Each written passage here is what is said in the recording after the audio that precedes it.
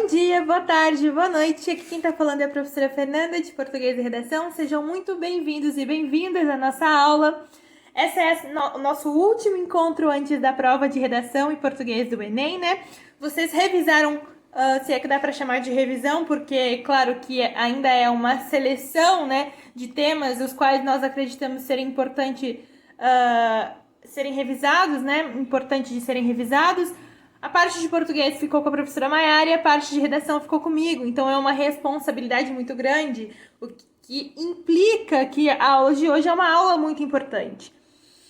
O que eu tenho a dizer para você é que se você chegou até aqui, se você chegou até esse momento, participando das aulas, fazendo as redações, ou mesmo que não entregando, pelo menos fazendo, assistindo, prestando atenção, tomando nota de tudo que eu e a professora Maiara levantamos como conhecimento para você, isso significa que você está preparado para fazer essa prova. O que nós vamos fazer então? Nós vamos reativar, né? Reativar alguns pontos os quais eu, na minha concepção de professora de redação, julgo importantes para que a gente chegue ali no momento da prova apto a realizar, né? A dar concretude aos nossos conhecimentos. Então, vamos pensar na redação Enem como 4 pilares fundamentais, né? Aliás, 3 pilares fundamentais. O primeiro pilar é o pilar do parâmetro estrutural, certo? A gente precisa entender qual é a estrutura textual do texto do Enem, da redação Enem. O segundo pilar é a questão da coesão e da coerência. E o terceiro pilar é a questão da proposta de intervenção. Então, a gente vai começar agora pelos parâmetros estruturais. O que a gente precisa pensar? Né? Que o Enem ele é uma prova que busca comprovar conhecimento de estudantes de ensino médio, né, a fim de que eles ingressem na universidade pública. Então, uma maneira assim de avaliar, digamos assim, a desenvoltura de uma determinada pessoa é entender como que ela defende o seu ponto de vista frente à sociedade. Então, a prova de redação, ela é basicamente isso.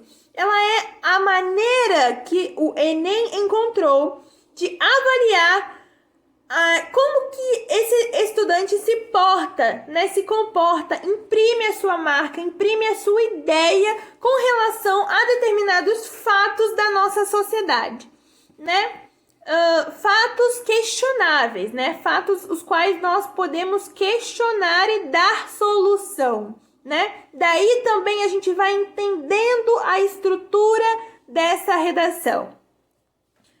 Primeiro ponto, o tipo textual. Nós estamos falando de um texto dissertativo, argumentativo, ou seja, a gente está falando de um texto que mescla 2 tipos textuais, né? A parte dissertativa do texto do Enem significa dizer que este é um texto metade científico, ou seja, é um texto que se utiliza de exemplos, que se utiliza de dados, né? Que é escrito em caráter formal, né? Por exemplo, como uma dissertação, né? Muitas vezes a gente conhece uma pessoa que está na faculdade ou que está fazendo mestrado e doutorado, alguma coisa desse tipo, e aí ela vai falar, tô escrevendo a minha dissertação. Dissertação vem do texto dissertativo, né? Dissertar, então, nada mais é de que escrever um texto científico, de caráter científico, né? Mas a redação do Enem não é só isso, ela é metade isso. A outra metade nós chamamos de texto argumentativo, que o que significa dizer, né? Que é um texto que defende uma tese, que defende um ponto de vista por meio de argumentação, certo? Então, quando a gente está falando de texto dissertativo argumentativo, a gente está falando de um texto que se utiliza de artifícios científicos para defender uma tese, ok? A estrutura base e básica da nossa redação é de 4 parágrafos, né? Começando com um parágrafo de contextualização, no qual nós vamos contextualizar aquele tema e apresentar sutilmente a nossa tese, né? Quando eu digo apresentar sutilmente, não significa que você vai ser superficial. Não, esse não é o ponto. O ponto é justamente o contrário. Ser claro e objetivo, porém não entregar de bandeja toda a sua ideia, porque senão não faz sentido o corretor continuar lendo aquele texto e entendendo a sua ideia a partir da sua desenvoltura. Nós precisamos colocar a nossa tese de forma clara e objetiva, mas também dar espaço, dar margem para que a gente desenvolva essa tese ao longo do texto. Essa é a questão e o segredo. Então vamos lá, primeiro parágrafo a gente vai contextualizar, né? Ou seja, vai contar para o nosso interlocutor sobre o que nós estamos falando. A gente pode fazer uma contextualização histórica, a gente pode fazer uma contextualização se utilizando de um artifício filosófico, né? Ou mesmo geográfico, pensando, por exemplo, que aquele fenômeno é mais comum de acontecer em determinados países, ou, enfim, tem várias maneiras da gente contextualizar determinado tema. E a apresentação da nossa tese, como eu disse, clara e objetiva, simples e direta.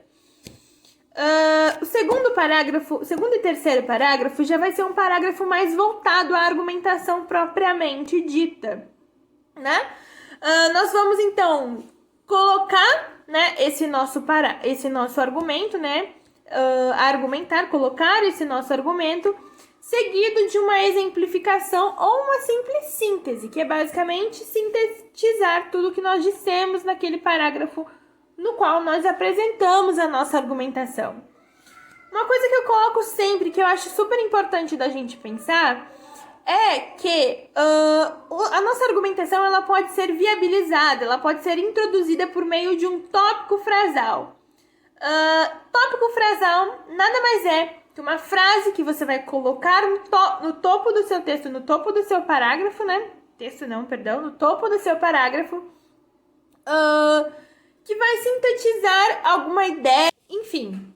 O tópico frasal questionável é essa frase que vai ficar no topo do seu parágrafo, que vai sintetizar, introduzir, colocar de maneira superficial, mas não, simples, mas não superficial, mais direta, digamos assim, o seu argumento que vai ser detalhado ao longo daquele parágrafo, sintetizado ou exemplificado no final do parágrafo. E o quarto parágrafo, que é um dos parágrafos mais importantes na prova do Enem, tem a ver com essa questão de encaminhar o texto já para um final, né? Um final que apresenta uma proposta de intervenção, né? Com agentes e tudo mais, mas eu vou falar da proposta mais adiante. Primeiro ponto que a gente precisa pensar é que essa estrutura ela é viabilizada a partir do fato de que sempre a proposta de redação ela vai ser uma proposta centrada em um problema resolvível, né? Então você precisa pensar, logo que você lê a proposta, que encontrar qual que é o problema que ela apresenta, qual é o problema social que ela nos apresenta. E aí eu termino essa primeira parte da aula pensando o seguinte, que uma boa compreensão de proposta é o primeiro passo para que a nossa redação seja boa. Então, ler a proposta crítica e atentamente é o primeiro passo para que a gente consiga escrever bem.